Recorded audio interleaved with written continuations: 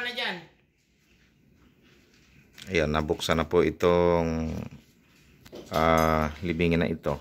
At si Ate Eva ay nasa taas. Dahil siya yung kaululihang inilagak dito. Tapos, ilalim. Sa kailaliman, ito yung si Tita Pel sa ilalim ng tangke. At pinasok nga ni Kuya Rani kanina kasi hindi nakasako. Tapos ang nakalagay dyan sa ibaba, si Kuya Itoy. Kasi Kuya Rumi. Yun. Kaya, yan, nakuha na po nila at ito na po yung pinaka ano nila.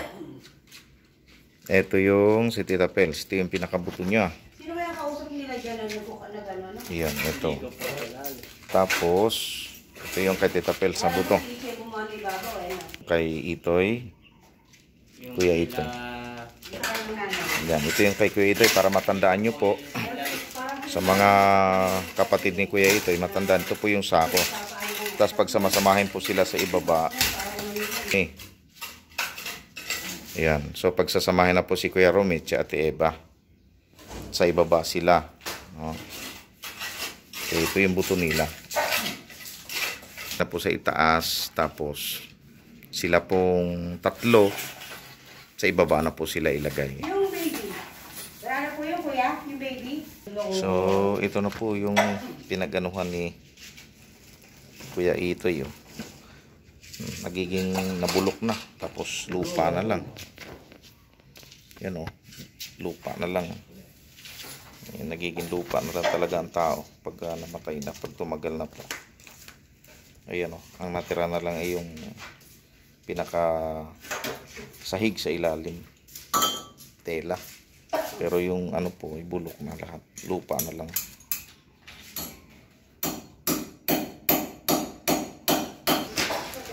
Kay Ate Eva na ito.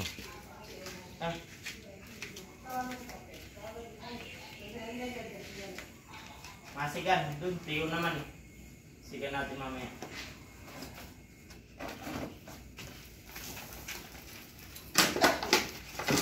Ajay sa lamin, baka mahiwa kayo. Pwede pa sa una yan sa ako na. Eh, sa mama mo. Sa ibabaw yan. Ito si Ate Eva.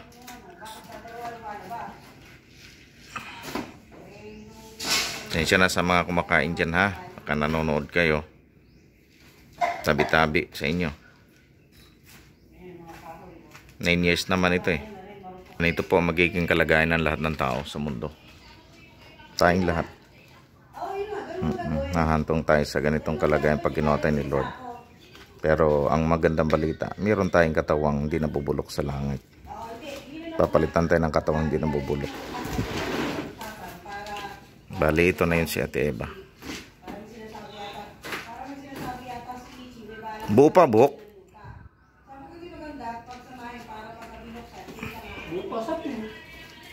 Buo pa sa pin, ano? Eh, wala sila sa tubig. Dun, sako. Sako.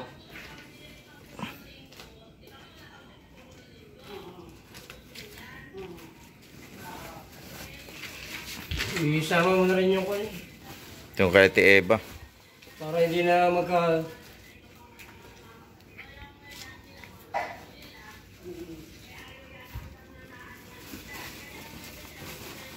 Kasama na si Ate Eva at Kuya Rumi sa isang sako.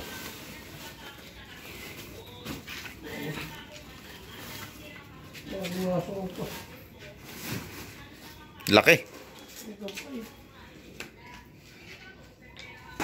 Ito, medyo buo pa. Susunugin na lang yan.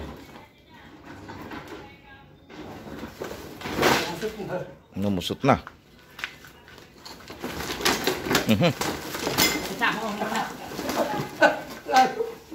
Wala na, bumagsak na. Bumagsak na. Malambot na eh. Ano ba yan? Aluminyo o... Aluminyo ba yan? Hindi, yung ano, hawakan? Hindi po, plastic. Plastic.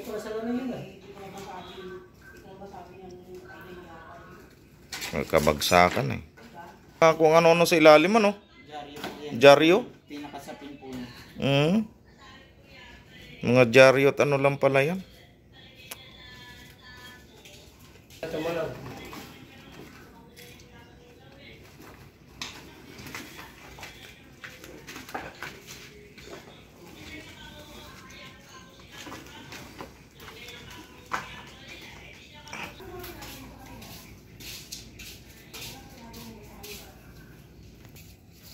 Sunog na. Para malinis. Laglag na yan, oh. No? Butit nakakapit ng konti din sa dulo.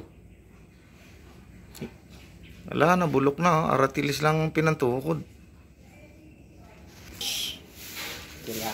Oo, ang impyerno din, napakalawak. Kasi dagat-dagatang apoy. Dagat yun. Kaya dito nga may apoy na, di ba? Malupit sa impyerno, dagat-dagatang apoy. Ayun, sunog na, dire-diretso na yan.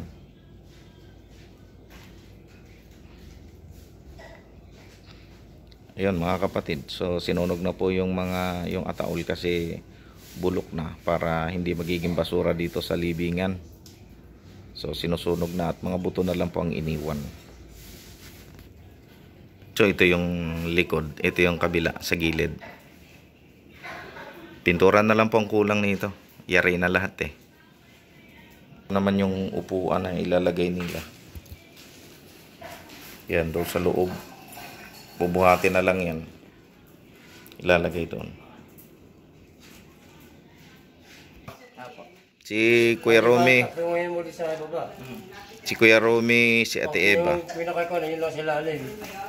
Kaya talaga pinaka ko kasi nung une. Binabado. Hindi nga lang sila ako. Ayun, inilagay uli sa ilalim si Kuya Romy at Eva at saka si Kuya Itoy. Sama-sama na silang tatlo riyan. Itali mo.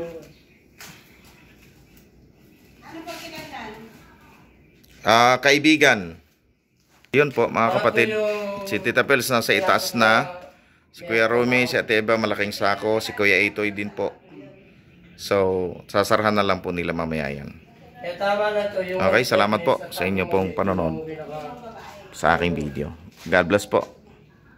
At thank you kay Kuya Rani. Sila po ang gumawa. Thank you very much. Sila po ang nag-ayos nitong lahat.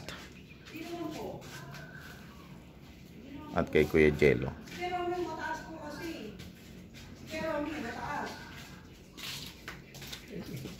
Kuya, thank you ha. Very much. Maraming salamat sa inyong tulong. Thank you very much. At kung kayo po ay may papagawa dito sa simenteryo, pwede nyo rin po sila lang po ang inyong kakausapin. Wala kasing ebidensya kasi doon sa damit man lang sana. Wala bang ano? Hindi, yung dalawa na